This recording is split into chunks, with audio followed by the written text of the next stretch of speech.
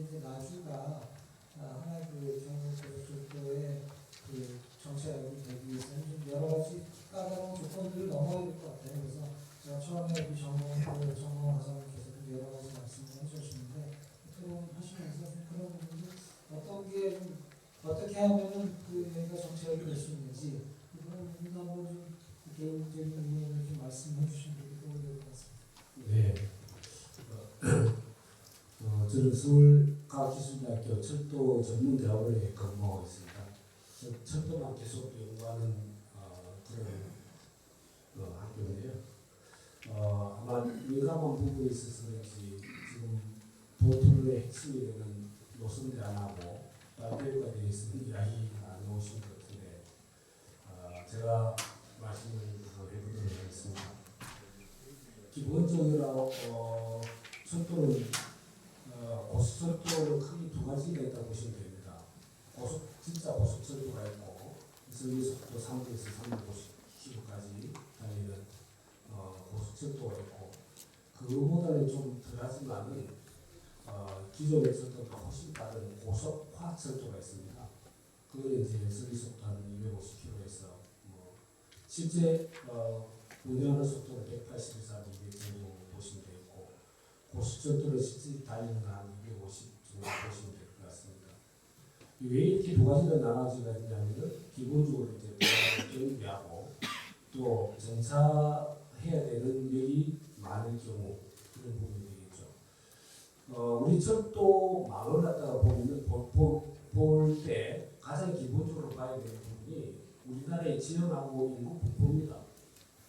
우리나라의 동서강력으로 맥시멈으로 가봐야 200마일이 안 됩니다. 우리 전선 155마일이라는 게 한 230km 되잖아요.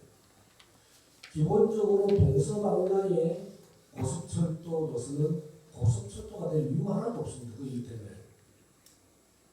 아무리 더 가봐야 바다인데 빨리 가고 뭐 하려고요. 동서방향으로 가는 것은 우리나라에 지금 현재 고속화철도밖에 없습니다. 하려고 하는 것도 지금 밑에서 목포에서 저기 부산까지 가는 걸 칩시다. 그것도 고속화철도입니다. 기본적으로 한 250km 하더라도 이걸 많이 끝친다 하더라도 1시간 반만 끝에서 끝까지 갑니다. 그런데 우리나라는 한반도이기 때문에 발표도 나왔지만은 GCR이든지 연결이 되려고 하면 남북 방향으로는 그 속도로 가가지고 안 되는 거죠. 남북 방향은 다 고속속도로 가는 겁니다. 기본적으로. 그런데 남북 방향 중에서도 말단부에 있으면 또 다른 이야기가 됩니다. 말단부. 네, 말단부는 또 바다니까. 자, 그러면은 전체적으로 봤을 때 1단계 끝났을 때 저 호남 쪽으로만 집중해서 보자는 겁니다. 강주가 끝났으면 강주 송정리까지 오면은 강주 송정리에서 목포로 가고 그 다음에 보성 순천으로 하고 그건 보성 순천으로 하고 경찰에서 이제 남해안 보성 철도하고 연결이 되는 거죠.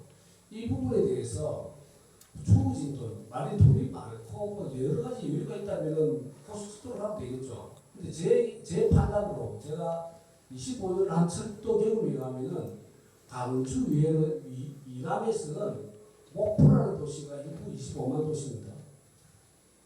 부산 인구 350만 도시입니다. 열 몇 배가 큽니다. 그거하고 상을 비춰볼 때 강주에서 밑으로 내려가는 부분은 몇 군데 서면서 고속화철도를 하는 게 기본적으로 맞는 거예요. 단 전제 조건이 목포에서 제주도까지 연결할 생각이 없다면 제 말이 맞는 겁니다. 목포에서 제주도까지 가겠다 그러면은 지금 중간중간에 여기 들어서는 그런 큰 그림들이 생기는 거죠. 그러나 그게 아니고 목포가 종점역으로 간다 그러면은 강주 송정에서 목포까지 가는 것은 굳이 고속철도로 할 필요가 없다는 겁니다. 그 다음에 이 두 가지 그러한 전제 조건 하에서 볼 때 하나는 무한공항으로 가고 하나는 나주나 한편을 지나서 가는 거 두 개를 비교를 해봅시다. 교통 결절점이라는 게 위계가 있습니다. 위계. 하이라키 원력이 더 우선이고 밑에 가는 위계가 있습니다. 가장 중요한 큰 위기가 공항이겠죠, 당연히. 이 공항에는 고속 철도도 접근 교통수단으로 가는 경우가 종종 있습니다. 프랑스 드골 공항 밑에는 바로 지하에 고속철도 들어옵니다. 근데 무조건 들어오는 게 아닙니다. 그게 공항에 접근 교통수단이 KTX가 돼야 되는 경우가 있고 아니어야 되는 경우가 있는 겁니다. 자, 어떤 경우는 KTX가 공항에 접근 교통시설이 되어야 되느냐? 영향권이 큰 경우입니다. 다음 달부터 인천국제공항에 KTX가 진입합니다. 왜 그러면은 인천국제공항에는 KTX가 들어가게 할까? 인천국제공항의 영향권은 거의 말단 부분 빼고는 전체 다 그냥 쉽게 이야기해서 전국입니다. 전국. 남한 전국입니다. 그렇기 때문에 고속철도로 타고 오는 사람은 다 인천공항에 접근할 수 있게 접근교통수단을 쓰기 때문에 KTX가 인천공항에 들어가는 겁니다. 자, 그러면 무안공항의 영향권은 어디냐? 무안공항의 영향권은 아무리 많아도 익산까지입니다. 왜? 대전에 있는 사람이 KTX를 타고 공항을 간다 그러면 인천공항을 가지 무안공항으로 올 일은 없습니다. 두 번째 중요한 게 뭐냐? 대부분의 무안공항의 수요가 강주하고 목포인데 기본적으로 고속철도를 타려면 그 역까지 가고 기다리고 갈아타는 시간이 30분입니다. 평균. 이 말은 무슨 말이냐면 강주 시내에서 송정역까지 와서 강주 송정역까지 와서 무안공항으로 오는 사람은 기본적으로 30분 들고 다시 또 철도 타고 들어가는 시간이 있는 겁니다.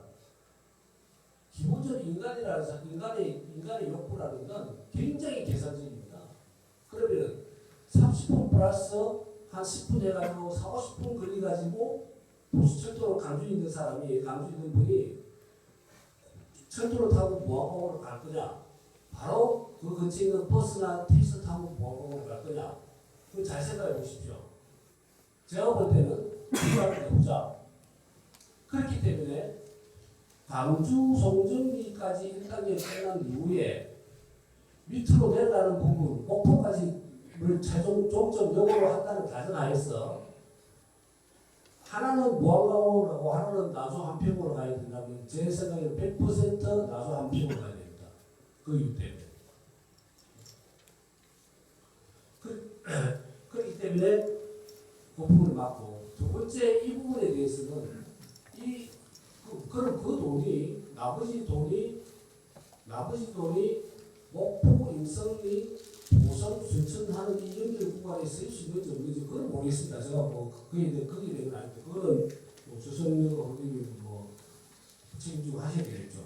그 조건 안에서 그렇다는 겁니다. 그렇다면 일본 가장 지금 핵심되는 노선자 이쪽으로 갈 거냐 저쪽으로 갈 거냐에 대한 건 제 생각은 그렇습니다. 두 번째,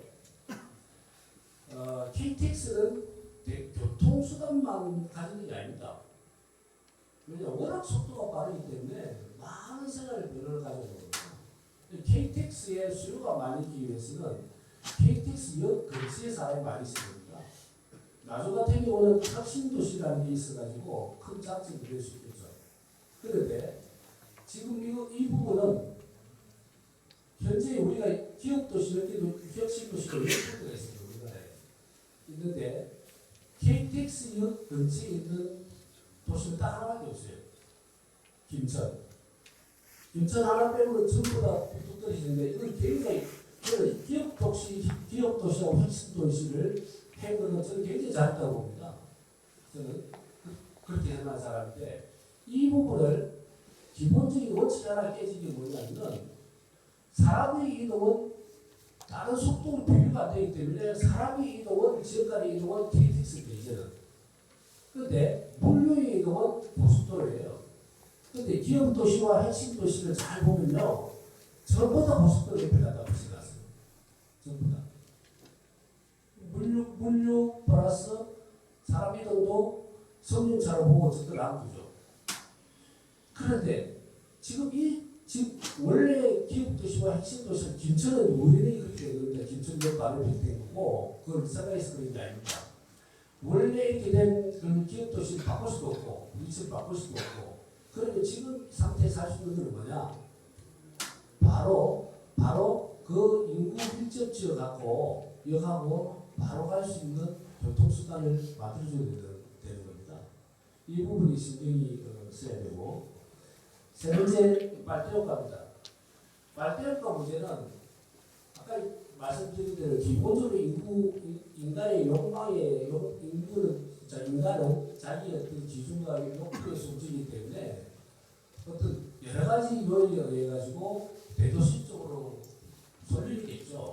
그걸 보존하면 말이 안 되는 겁니다. 기본적으로 안 되는 거고 이걸 갖다가 접근을 어떻게 해야 되냐면은 아까 그 정철 박사님 부분이 그 발표 부분에 조금 언급이 있었는데 기본적으로 통해 목적상 다르게 들어가야 됩니다. 통해 목적이라는 것은 크게 한 5가지 나옵니다. 뭐 예를 들어서 통은 통학이냐, 그러면 뭐 어디 업무 가느냐, 뭐 기타 그 목적에 따라 다른 겁니다.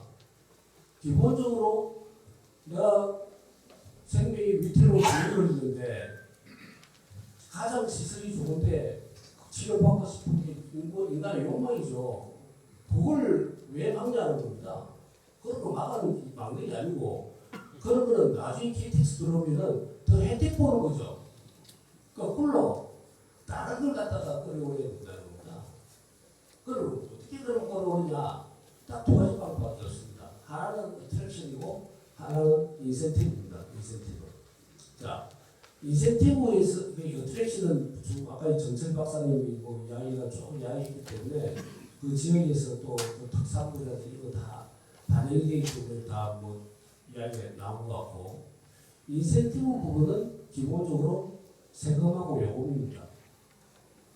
요금 같은 경우는 뭐 전남도나 뭐 어디서 컨트롤할 수 없겠죠. 그런데 최소한 저는 그 전남 발전 연구소 이거는 연구를 해봐야 된다고 생각합니다. 예를 들어볼게요. 일본 같은 경우는 지금 이걸 굉장히 잘 활용하고 있는 나라 중에 하나인데 도쿄에서 한 1시간 반 떨어진데 신혼부부 마을이 있습니다.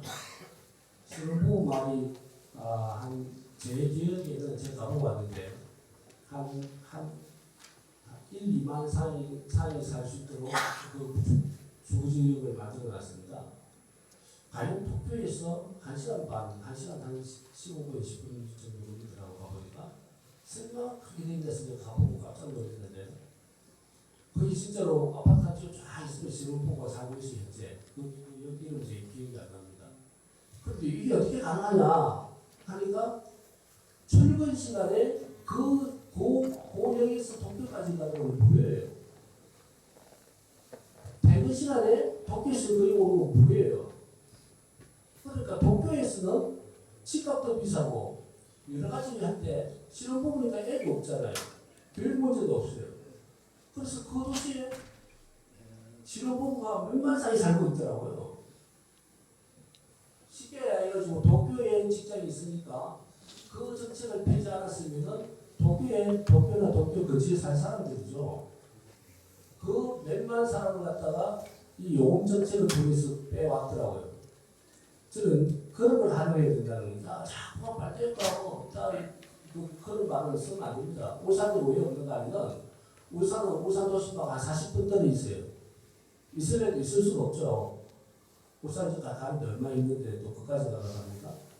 그러니까 그건 그렇게 비하면 안 되고 기본적으로 인간이 가지고 있는 본능에 대해서 거부할 필요가 없습니다. 그걸 활용을 해야 되는 거지. 자, 그렇다면 전남 발전 연구에서 뭘 연구를 해야 되느냐? 포레이는 지금 뭐 공짜로 운영해야 됩니까? 아니잖아요. 그럼 어느 정도 감면을 해주면은 포레이 입장에서는 손해가 안 가냐? 왜? 요걸 사기주면 수요가 늘 거 아닙니까? 수요가 늘면은 원래 안 할 때하고 했을 때하고 포레이에서의 똑같은 수준이 요거 얼마 정도 되는지 그것도 한번 검토를 해보고 근데 그렇게 조합주부에 거리도 할 거 아닙니까?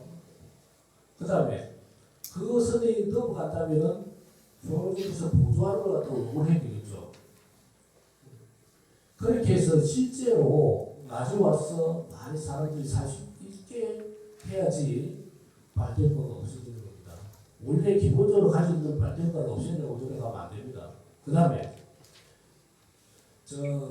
특산물이라든지 이런 부분은 그 대표적인 예가 제주도잖아요. 제주도에도 그 면세도 면세. 제주도에 와서 각 그 포함의 면세점에 가서 국내선이라도 세금 안 됩니다. 그 상가면은. 그런 식으로 지역적으로 어떤 인센티브 정책을 위해서 나가야 된다는 겁니다. 그렇게 하면 저는 해결이 될 거라고 생각합니다. 이상입니다.